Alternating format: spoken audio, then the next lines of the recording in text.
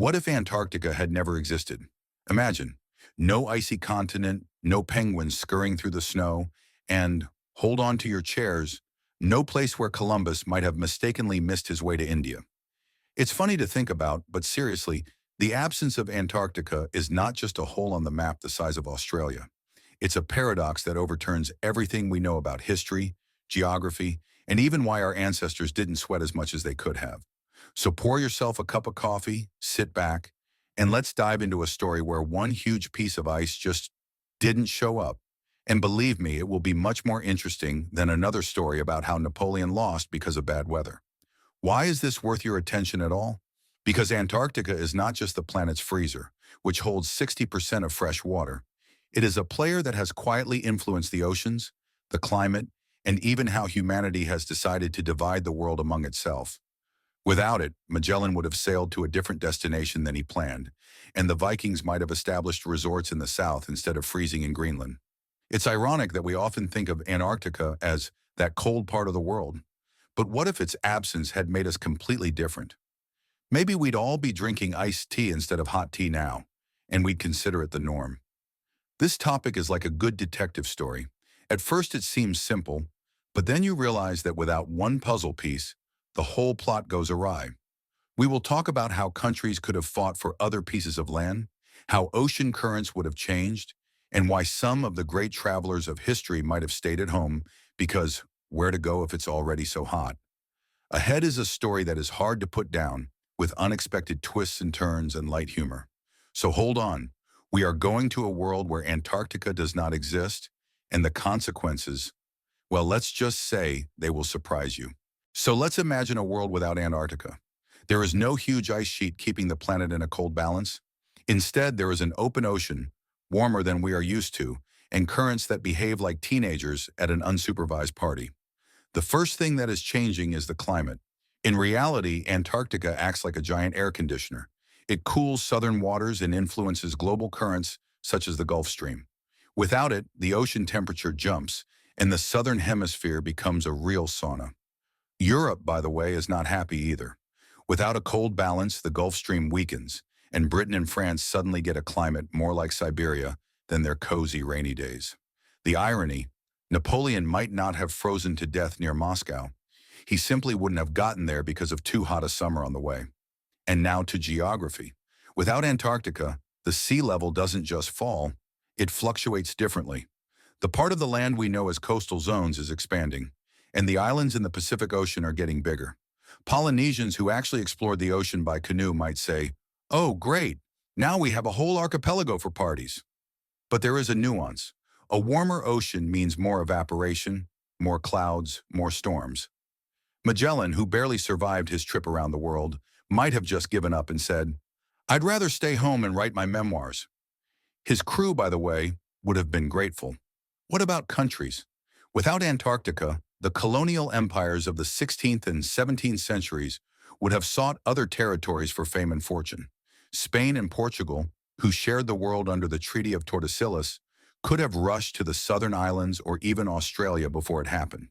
Imagine, instead of arguing about the gold of America, they would have fought for the best beaches. England, of course, would not have been far behind. Perhaps Captain Cook would not have searched for the mythical South Continent, but would have immediately founded a resort empire somewhere in the Pacific. "Gentlemen, forget about tea. We have coconuts now." This is how his orders might have sounded. Technology would have taken a different path too. Without the cold Antarctic barrier, shipping would have developed faster. Warmer waters are easier to traverse than ice fields. But there is a catch. More frequent storms would have forced ships to build stronger vessels earlier. Perhaps steamships would have appeared not in the 19th century, but somewhere in the 17th century. Imagine Columbus on a steamboat, proudly declaring, "I told you it was a shorter way." However, without Antarctica, the shorter way could have led him to a completely different continent, say Africa, where he would have surprised the locals even more. Culture. Oh, this is where the fun begins. In a world without Antarctica, art and literature could glorify the struggle against the heat rather than cold courage. Instead of paintings of snow-capped mountains, we would have paintings of stormy oceans and palm trees. Shakespeare might have written The Tempest about an island instead of the heat, about an endless summer? And how about the idea that the Vikings, instead of sagas about ice, would have composed ballads about sunny battles? And he struck his sword under the scorching sky. Doesn't sound so bad, does it? But it's not all fun and games. Without Antarctica, the ocean ecosystem would be different. Less krill, fewer whales, less fish in southern waters. European countries dependent on fishing could face famine earlier, which means more wars over resources. The irony is that while some were fighting for land, others could have simply said, "Screw it, let's grow bananas." By the way, bananas in this world would be a currency cooler than gold. Imagine pirates shouting, "Give us your cargo of fruit or walk the plank." In this scenario, modernity looks like a cocktail of chaos and opportunity. The climate is warmer, cities are closer to the water, and technology is adapted to storms and heat. Perhaps we would already have floating megacities, something like Venice, but with air conditioning and solar panels. What about countries? The United Nations could be called the Organization of Hot Nations, and the main issue on the agenda would not be warming, but how not to melt completely. And yes, no Scott or Amundsen expeditions. Instead, perhaps, someone would become famous for inventing the world's first portable fan. And what about science? Without Antarctica, which in reality has become a natural laboratory for studying climate and ancient ice, humanity would have been able to understand the laws of nature later. Imagine, no ice samples to tell us about the Earth's past, and 18th century scientists arguing not about what global currents are, but about why the ocean is constantly boiling.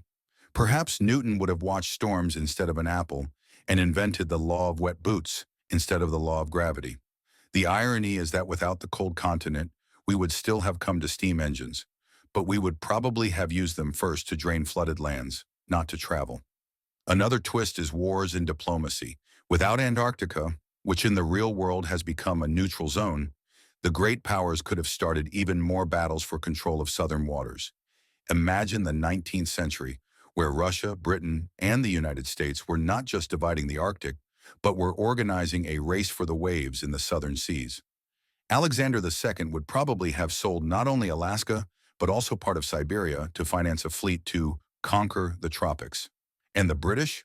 They would have been proud not only of their tea, but also of their ability to build fortresses on floating islands.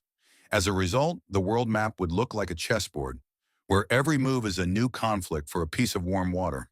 So, what have we come to in this world without Antarctica? To a warmer, stormier, and frankly, a bit more chaotic place.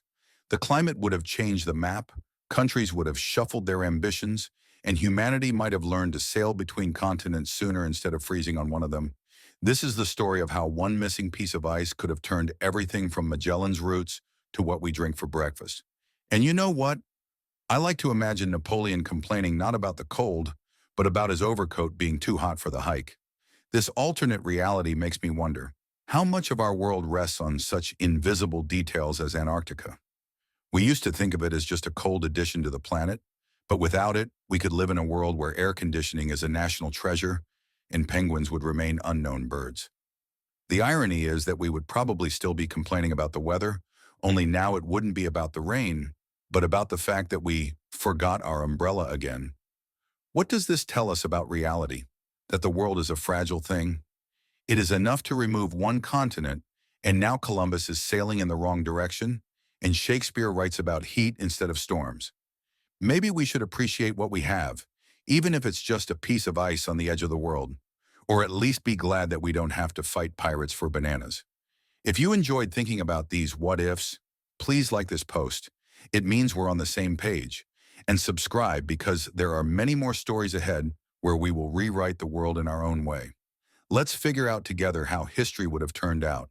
It's much more interesting than just flipping through the newsfeed. See you in the next What If.